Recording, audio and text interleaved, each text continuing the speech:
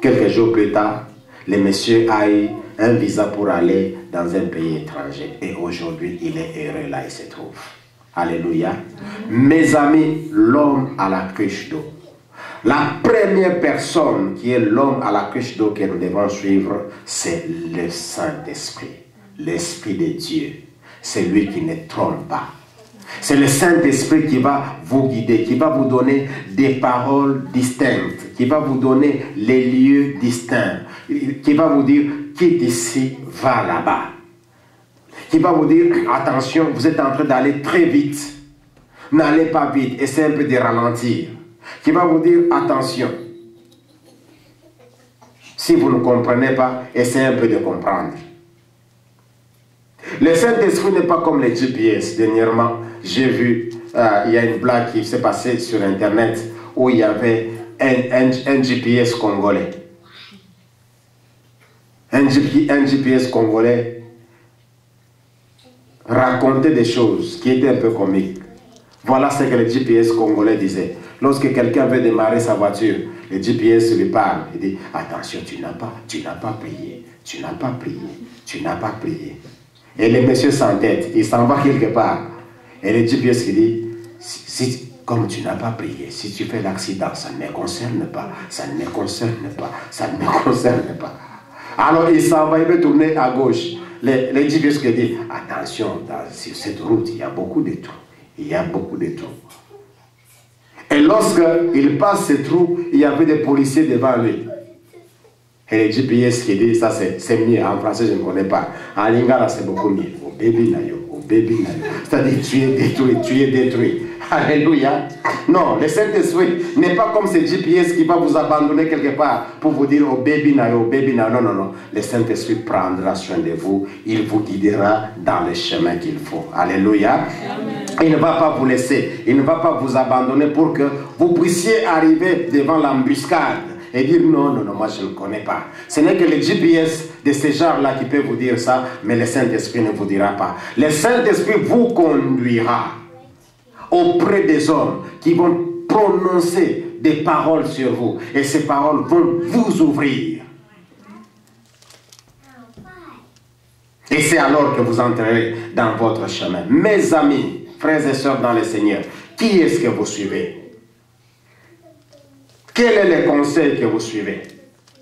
Vous savez-vous une chose? Que certaines personnes vous ont trouvé avec beaucoup d'importance parce que vous n'êtes plus dans leur milieu. Il y en a autrefois qui ne savaient pas nous saluer. Je me souviens, certaines personnes se présentaient comme luxe. Vous savez, quand on était là, au pays, ceux qui n'avaient pas encore compris que nous sommes un don de Dieu. Bien-aimés dans le Seigneur, je ne suis pas obligé de vivre avec n'importe qui. Je ne suis pas obligé de parler avec n'importe qui. Quelqu'un qui vit avec moi doit se rendre compte qu'il vit avec un don de Dieu. Alléluia. C'est par grâce que nous sommes ensemble. Beaucoup de gens voudraient bien être à côté des hommes de Dieu, ils n'en ont pas. Autrefois, nous étions, on se rappelle, il y a des familles où pour y entrer, ils trouvaient que s'ils vous invitent, c'est une grande faveur qu'il vous a donnée. Mais il y a ce qu'on appelle un moment plus tard. Il y a dans certaines familles où, eh bien, à cause de leur standard, vous n'étiez pas considéré. Donc maintenant, regardez. Mais je vous informe que tel que vous êtes, essayez un peu de rentrer dans votre pays d'origine. Vous verrez qu'il y aura des maisons où il y a les dîners préparés pour vous. Les gens chercheront à ce que vous mangez chez eux en liste et selon les audiences que vous accordez. Alléluia. Alex, le jour que tu rentres à Brazzaville, hein, dès ton arrivée, tu verras déjà depuis l'aéroport. Bien-aimés dans le Seigneur, certaines personnes commencent à vous donner l'importance à cause de votre standard actuel. Alléluia. C'est parce qu'ils ont découvert qu'en vous, il y avait quelque chose. Ne vous sous-estimez pas, mais ouvrez les yeux, regardez et voyez l'homme à la cruche d'eau. Quelqu'un qui a pour vous une parole. Je me souviens personnellement, j'ai rencontré un homme de Dieu qui m'a parlé des choses distinctes, qui m'a dit ce que je devais voir dans la vie. Et quelques jours plus tard, j'ai commencé à voir cela. Je suis rentré, il n'y a pas longtemps, j'étais au pays. Je suis rentré dans mon pays d'origine. J'ai commencé à voir certaines personnes. Autrefois, il y avait des gens qui avaient même de la peine. Parfois, il fallait que moi je puisse faire un effort pour les saluer.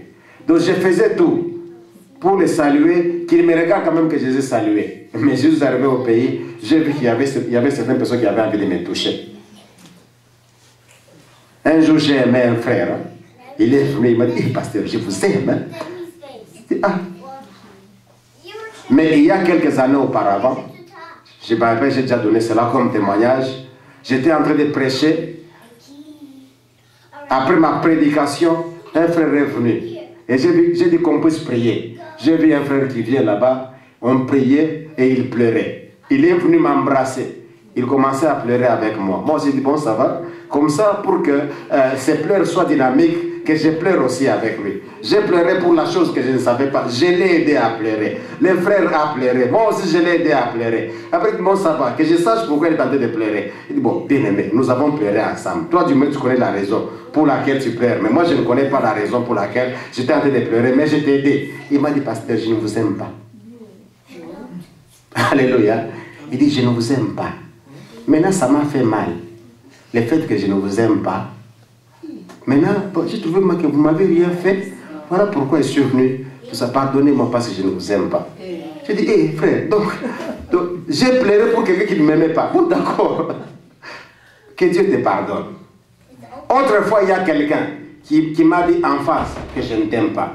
Mais cette fois-ci, j'ai rencontré quelqu'un qui m'a dit en face que pasteur, je t'aime. Je vais te suivre partout où tu vas. Tu auras séminaire encore où? J'ai dit, non, non, j'irai dans telle église. Il dit, je viendrai. Alléluia. Alléluia. C'est parce que j'ai découvert quelqu'un qui m'a fait entrer dans mon destin.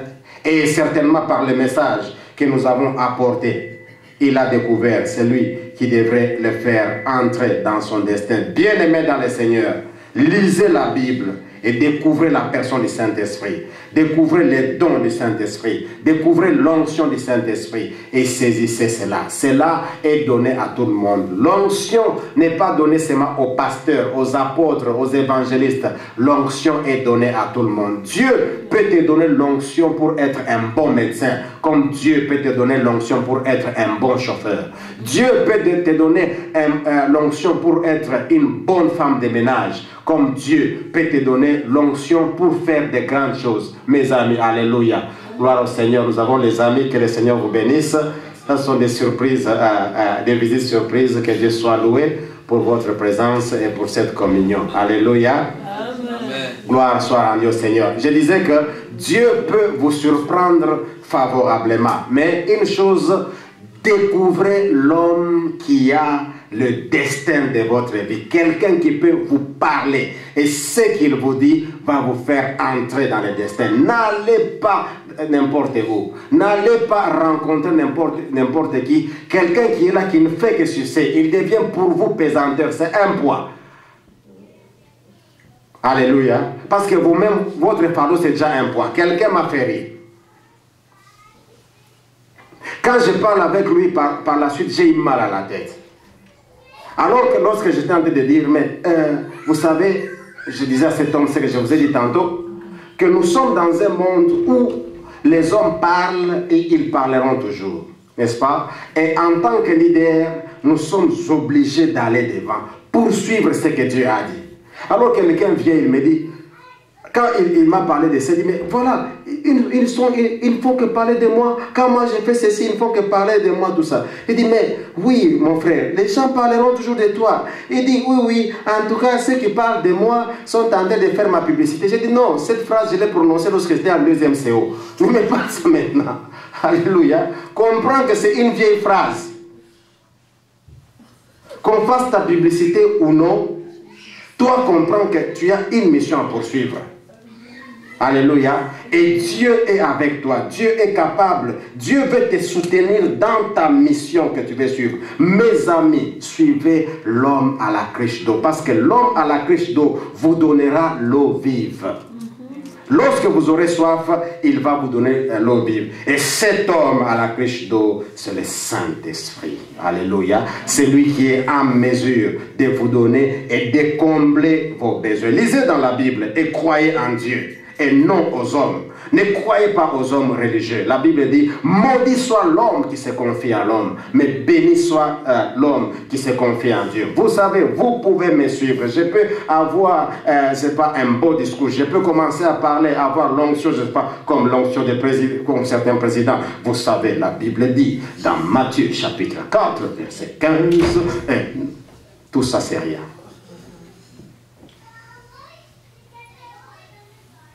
Je peux commencer à vous parler et à vous faire rire, selon n'importe quel moyen, tout ça, c'est rien. Mais lorsque vous savez vous confier à Dieu, Dieu vous mettra et vous donnera des hommes qui seront des dons pour vous et qui vous amèneront et qui vous aideront à entrer dans votre destin. Mais si vous ne savez pas avec qui vous êtes en train de vous attacher, qui est réellement votre allié, vous allez vous retrouver avec ceux qui vous détruisent et ils vous détruiront. Après vous avoir détruit, vous êtes fini, eh bien, ils cherchent autrement. Ce monde, c'est un monde d'intérêt. Dieu a un intérêt pour nous. Nous avons aussi intérêt à croire. Combien de fois nous prions par Seigneur, si tu me bénis, voici ce que je ferai. Est-il un intérêt ou non? Et Dieu dit, ça va, tu m'as dit ceci, je te bénis. Toi aussi, fais l'intérêt de Dieu. Dieu fait ton intérêt, toi aussi fais l'intérêt de Dieu. Comment Dieu parfait en amour et en puissance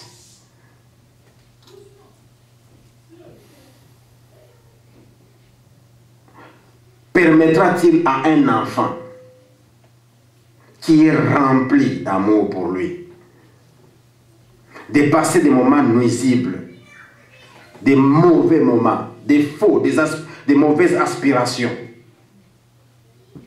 Bien-aimés dans le Seigneur, découvrons l'homme à la cruche d'eau. La peur, mes amis, n'est pas assez bonne. Il y a certaines choses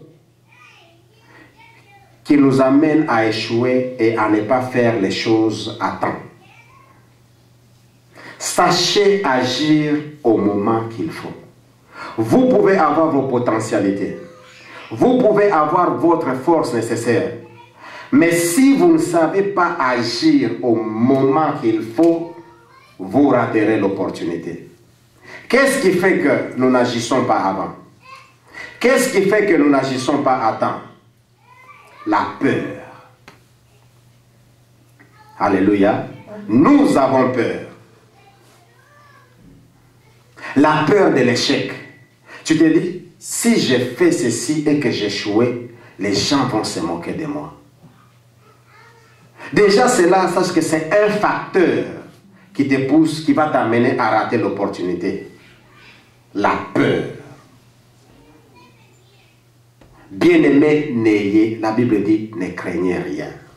Vous savez, lorsque Dieu était en train de parler, de confier des missions aux hommes, lorsque nous lisons la Bible, chaque fois que Dieu parlait, il disait ceci, ne crains rien. Quand Dieu dit ne crains rien, c'est tout simplement parce que dans la vie, tu rencontreras des occasions qui t'amèneront à craindre.